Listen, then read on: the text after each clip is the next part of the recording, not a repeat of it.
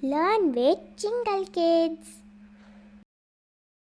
Discovering the food chain, nature's circle of life.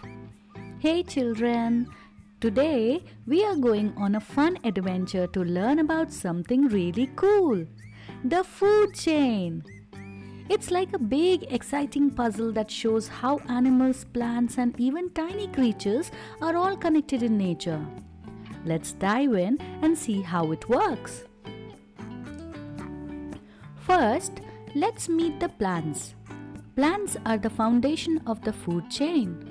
They are called producers. Why?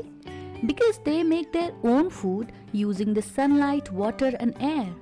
This process, as we have already learned in the previous class, is called photosynthesis. Cool, right?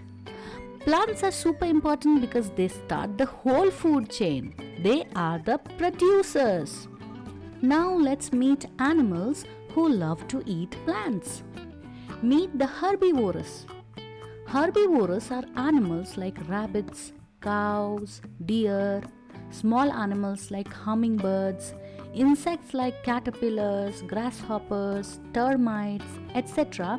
These all are herbivorous animals and they all are examples of primary consumers. Why? Because they only eat plants. When they munch on leaves or grass, they get the energy they need to live and grow. They are called primary consumers because they are the first ones to eat plants in the food chain. Oh no! Looks like the rabbit has to be careful. Here comes a carnivore. This is a fox, and foxes eat animals like rabbits. Foxes are called secondary consumers because they eat herbivores. Carnivores are an important part of the food chain too. Now let's meet few other secondary consumers.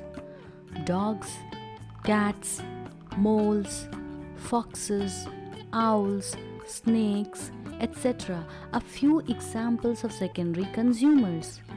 They all eat primary consumers, that is, animals who depend on plants for their food.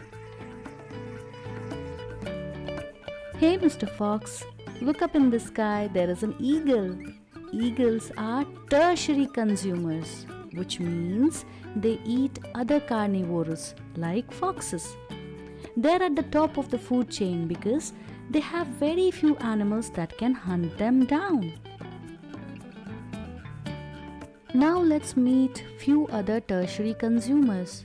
All the big cats like lions, tigers, pumas, jaguars, they all are tertiary consumers. Crocodiles, eagles, sharks, sea lions, whales, etc. are all examples of tertiary consumers. They all eat secondary consumers. But wait, the food chain doesn't end there. After an animal dies, tiny creatures like decomposers come to the rescue. These include insects, fungi and bacteria. They break down dead plants and animals, turning them into nutrients that go back into the soil. This helps new plants to grow. So decomposers are like nature's cleanup crew. Let's take a quick look at the whole food chain now. It starts with plants, the producers. Then herbivores or primary consumers. Next, carnivores or secondary consumers. At the top are tertiary consumers.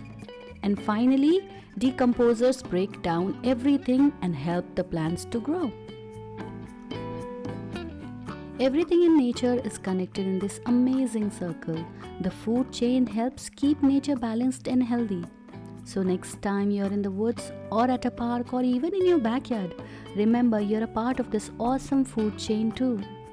Remember, nature is full of surprises and there's always so much to learn. Thanks for joining us on this wild adventure through the food chain. Keep exploring and discovering how nature works. Bye for now.